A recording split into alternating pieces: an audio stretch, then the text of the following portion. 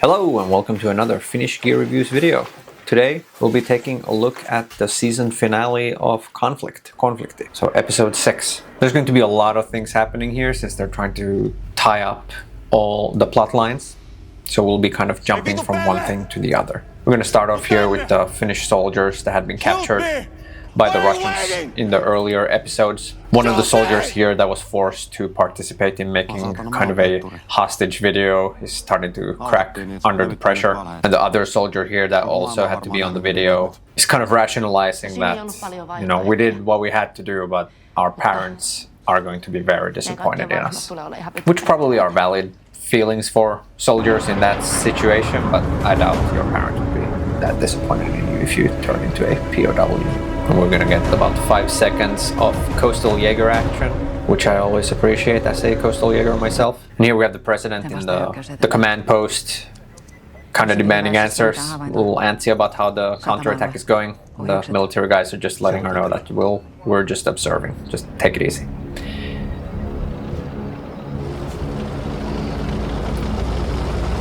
And here we have a Finnish mechanized assault. We got Major Brady rigging up his GoPro. He gets to participate.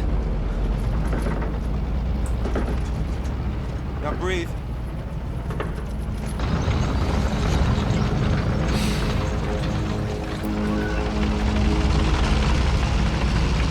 I saw on Twitter the people that actually know about mechanized assault said that the distances are too short here between the vehicles, but in the interest of making the show, I think it had to be a little bit tighter to get everything on there.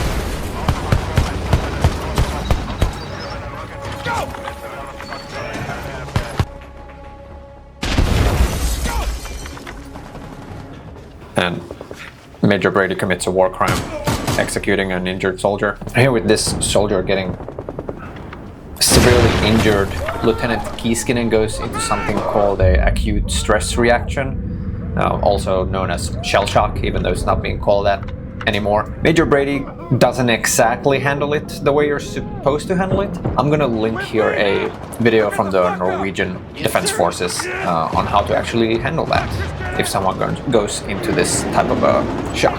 So I think Kiiskinen is still kind of recovering from that shock. And here we see one of the Russian operated BMPs, and then a Finnish artillery strike comes in and kind of handles the situation. I think Major Brady's ears would be ringing at this point.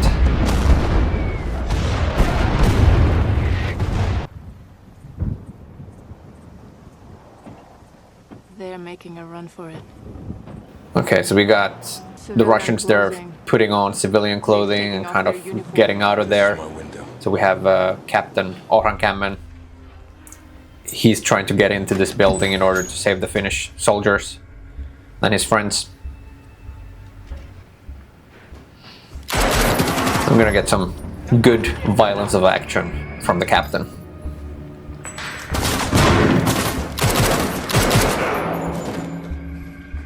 And another hand-to-hand combat situation.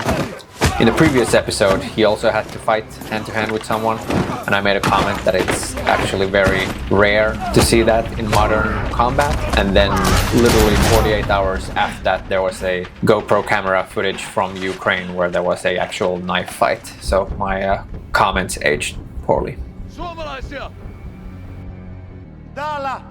Orhankämmen finds the soldiers. Joo, kädet pitäisi saada vapaaksi. Heitä puuko. Sä tuut hänellä. Batty wants to go and help Williams, but he tells her that, listen, we need to get all of you out of here first. But Batty kind of has another idea, and she's gonna go out on a little solo mission to find Williams.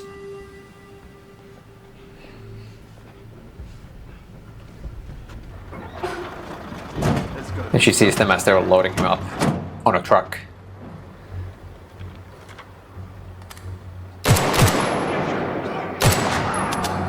And then we'll just make a run for it to the truck.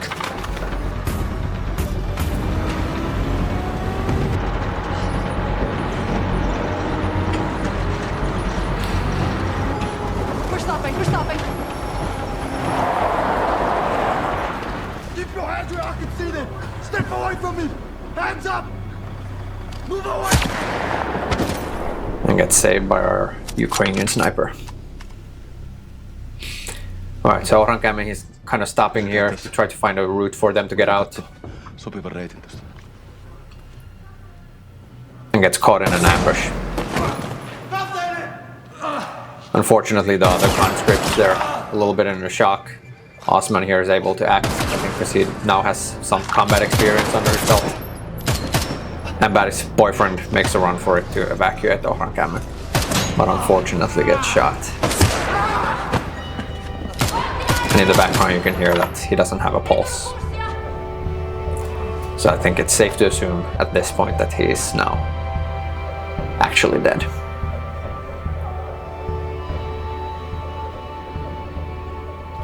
At this point, we're back at HQ, notifying the president that the Hanko downtown has been retaken. And now we're going to see some news footage from there. Stance contested by Finland and NATO, who have condemned the actions of the occupiers. They have announced this. And here's some foreign tourists in Hanko that have been captured. Tää vaikuttaa olevan johtumispaikka. Väittää olevansa turisteja. And he comments that they are very militant-looking tourists. Welcome to Finland. Initially reported as nearly bloodless, the 4-day occupation turned deadly as the Finnish Defence Forces' countermeasures led to at least 120 casualties, including... So this is very interesting. I feel like this is the type of language that a lot of news also use regarding the war in Ukraine, where they're almost placing the blame on the Finnish Defence Forces for all the deaths here, even though we had a foreign force occupying Hanko. So they're just expecting Finland to take it and not do anything, and any deaths would be on Finland. And here we can see the special operations soldier that was helping the hostages escape from that piece of equipment that got bombed in the last episode, unfortunately passed away. Additionally, several non-Finnish citizens, primarily tourists in the area, during the incident have been reported missing or deceased.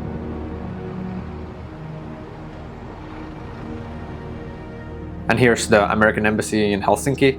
I've been there one time when I went for my green card interview. If the Swedes hadn't stopped the Russian naval fleet and the missiles, we would all be at war. The Russians would have sacrificed the mercenaries in Hanko. And again, we have the Americans here being a little wishy-washy, thinking that we should have just negotiated, not being good allies. On our Prime Minister. Your Prime Minister wasn't a part of our agenda.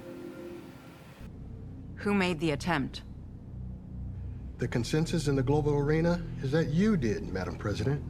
What do you think? I think you're a very capable individual.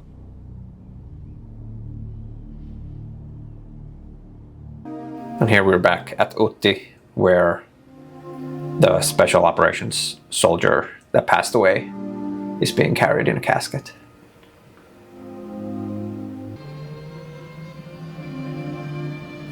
And next up, we're also going to see some of the military burial traditions, which thankfully are very rare in Finland.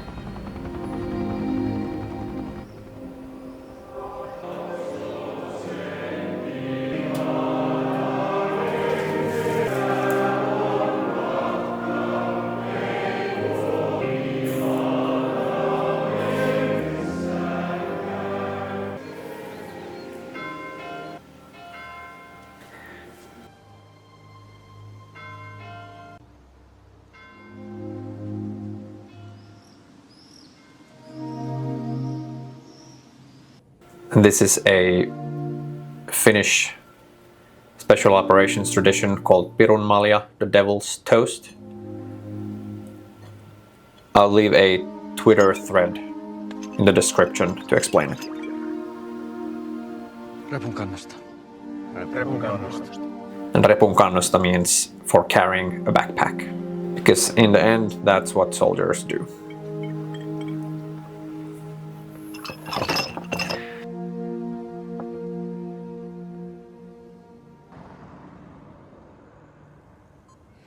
Back to Ohrankämmen.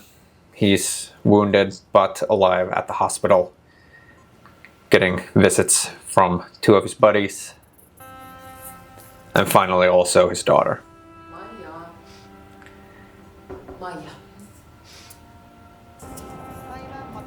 And after this, we're kind of gonna see how life just goes back to normal. Osman on the Helsinki metro, probably dealing with PTSD, forgetting to get his ticket for the metro, and then getting ticketed by the controllers. And here we see Hanko, life is back to normal.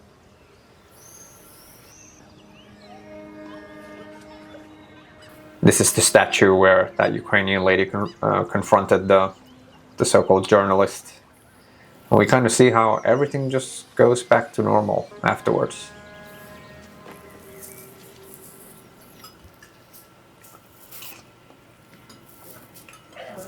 You like it? Pretty much the best thing that I've ever No, Ohrankämmen is a big fan of Ukrainian borscht soup. I'm learning. Kiitos paljon. Teille. And he's just thanking them for Thank you for everything. everything. Näin. Slava Ukraini. Heroim slava.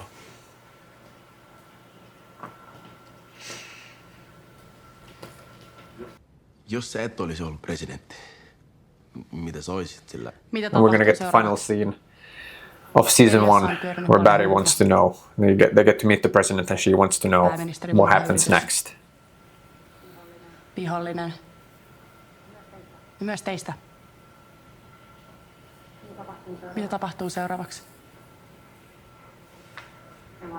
Me valmistaudutaan uuteen konfliktiin And the answer is we're getting ready for another conflict. lähitulevaisuudessa. Uhkaa ei ole hävinnyt minnekään. The threat has not disappeared. And that is it for Conflict Season 1. A very interesting show. Very happy that we're actually now able to make these types of shows. Prior to joining NATO, I don't think it was possible for us to actually make this type of media because we were too concerned about not upsetting Russia. Because, you know, hey, it's our big neighbor to the east and we're all alone, so we don't even want to have this type of stuff. No one would have funded this. No one would have published it. But now we actually can publish this. My thoughts on season 1. I think they leave season 1 off at a good spot to continue into season 2, to maybe even get a larger conflict. Because usually how these things happen, you have kind of like this gray area where, you know, like again, if we're looking at what happened in Ukraine in 2014, you had people without any type of flags occupy Crimea, and then we had almost a decade of this. I mean, everyone knew that it's Russia, but it's this, the separatists, the Russian separatists or Russian-speaking separatists that want independence, and then after a decade you get the full-scale invasion. So this is kind of following the same playbook. We got to see a lot of really cool equipment. A huge thank you to the Finnish Defense Forces for being there, supporting this show, to actually give them the equipment to use for the show, operate the equipment, also to give them the necessary training so that the soldiers actually are doing things the way they are supposed to be doing them. It's a show, so not everything is done exactly correct, because you need drama. Some of the characters still are annoying. The Americans are very annoying partners in this. The Prime Minister, with him placating the Russians, wanting to negotiate, also very annoying, but unfortunately also realistic. We have had politicians throughout history that are very Russia aligned, and just think that, hey, we shouldn't be supporting Ukraine and we shouldn't be doing this and that, and we just need to be good buddies with them no matter what they're doing. Same thing with the Americans. If we're looking at Jake Sullivan with his escalation management regarding Ukraine, I believe this is exactly what we would have seen from him. Hey, it's a small conflict, it's just Hanko, why don't we just negotiate, rent out Hanko, no big deal, no need to, get a large-scale conflict going that could lead to nukes.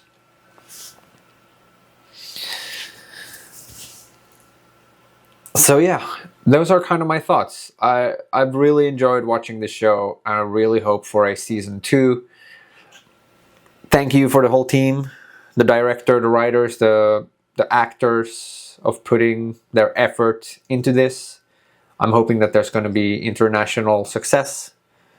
I'm hoping that this video series has been helpful for people. I've seen a lot of people who are interested in the show, but because there's no subtitles in Swedish or English, I hope my videos have been able to provide a little bit of context, so that if you then actually watch the show without understanding the Finnish parts, I've provided enough context for you to know what is going on.